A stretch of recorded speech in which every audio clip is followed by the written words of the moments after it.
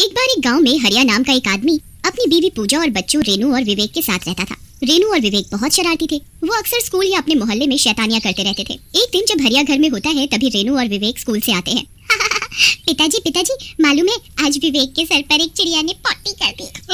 क्या ही करे जा रही है? तू ज्यादा मत बोल, अभी खोलता हूँ तेरी पोल पट्टी। पिताजी आज इसे स्कूल में मुर्गा बना दिया, अपनी मैडम की नकल कर रही थी। वो दोनों ऐसे लड़ रहे होते हैं कि तभी हरिया उन्हें डांटते हुए बोलता है, तुम दोनों चुप करो, वरना नहीं है। जब देखो लड़ते रहते हो। तुम्हारी भाषा देखी है कितनी खराब हो गई है। ये सब छोड़ो जी, इतने दिन से कहे जा रही हूँ एक नया कूलर ले आओ। लिया तो जाता नहीं। वो शर्मा है ना, नया एसी लाया है और तुम एक कूलर भी नहीं खरीदते। क्या बात कर रही हो प्रियतम? गर्मी है नहीं इसीलिए नहीं लाता कूलर, वरना तुम कहो और कूलर ना आए।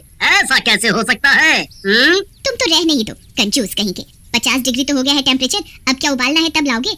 तुम चिंता ना करो, मैं आज ही कूलर लेकर आता हूँ, मेरी हेमा मालिनी। फिर हरिया घर से निकलता है और सीधा इलेक्ट्रॉनिक की दुकान पर जाता है और उसे कूलर के लिए बोलता है। कूलर वाला भैया उसे एक कूलर दिखाता है लेकिन हरिया को वो पसंद नहीं आता।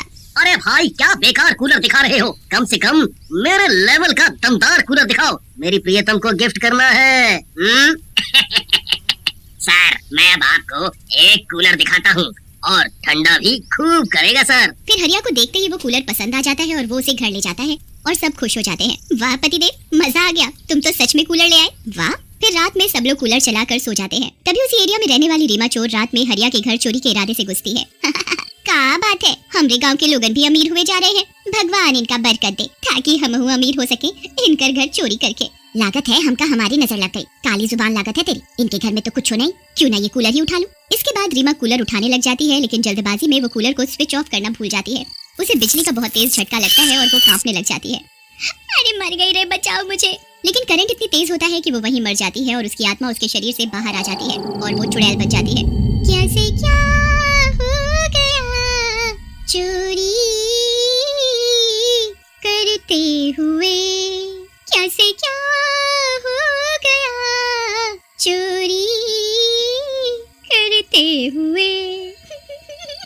उसके बाद रीमा चुड़ैल उस कूलर के अंदर घुस जाती है। अगले दिन हरिया और उसके घर वालों को रीमा की लाश मिलती है। अरे ये तो रीमा चोर है, औरत होकर भी चोरी करती है ये। और ये यहाँ कैसे मरी पड़ी है?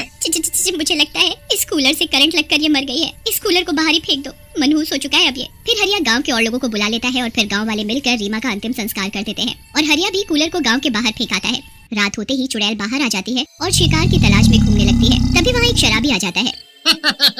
माफ करना यारो, मैं नशे में नहीं हूँ, माफ करना यारो, मैं नशे में नहीं हूँ, मैं नशे में नहीं हूँ। तभी उसकी नजर कूलर पर पड़ती है और वो कूलर उठा लेता है और अपने घर लेकर के चला जाता है और घर पर जाकर कूलर चला देता है।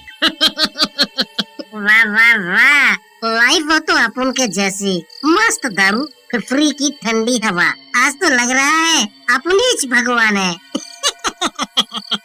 तभी चलते कूलर में से चुड़ैल बाहर आ जाती है। मजा आ गया, ठंडी ठंडी हवा में शिकार करूंगी।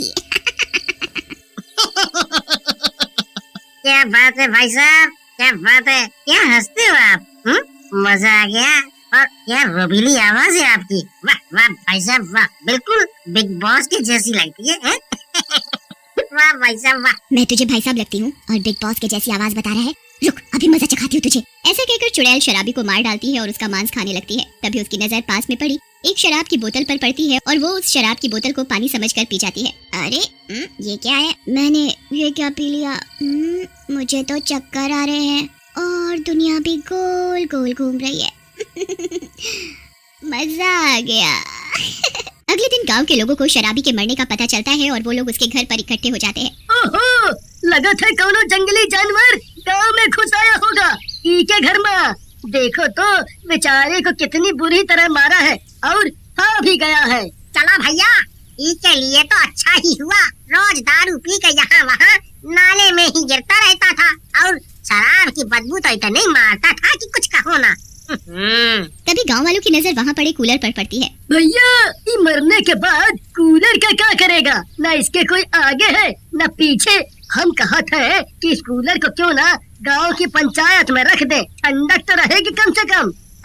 गांव वालों को लालू की बात अच्छी लगती है और वे शराबी का अंतिम संस्कार करके कूलर गांव के पंचायत भवन में रख देते हैं। उसी रात जब सरपंच वहाँ बैठकर काम कर रहा होता है तभी कूलर में कुछ आवाज होती है। अरे ये क्या हुआ? अभी तो कूलर इतना अच्छा चल रहा था, एकदम से इसमें से कैसी आवाजें आने लगी? सरपंच उठता है और कूलर की तरफ जाता है तभी कूलर में से चुड़ैल बाहर आ जाती है। अरे मर गया रे, ये नास मिट्टी चुड़ैल कहाँ से आ गई? रुक जा रे सरपंच के बच्चे, तुझे मुझसे कोई नहीं बचा सकता। मेरा शिकार है तू। तभी सरपंच को ऐसे भागते देख लालू और कालू देख लेते हैं। अरे सरपंच जी, ऐसे कहाँ भाग रहे हैं लुंगी उठा के?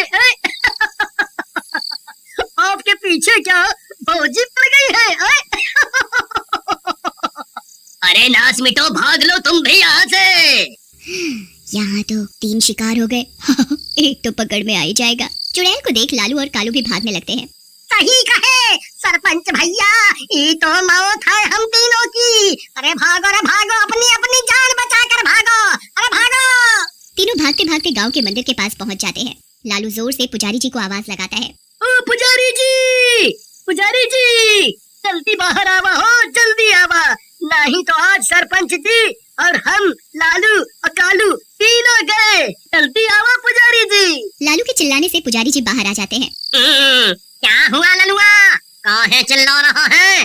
क्या बात है? फिर लालू पुजारी जी को सारी बात बताता है, जिसे सुनकर पुजारी जी मंदिर के अंदर चले जाते हैं। तभी चुड़ैल वहाँ आ जाती है। वाह रे मेरे हुक्म के एक को, तीनों यहाँ मिल गए, वो भी एक साथ। आज तो मजा आ जाएगा तुम्हें खाने में। अरे ये पंडितवा तो दोगला निकला, अकेले ही छुप गया। हम तीनों को बुफे बनाकर आज जिंदा बच जाऊं और इसकी पुजारी गिरी निकालता हूँ। अरे काहे पर्वत सर पर उठा रहे हो?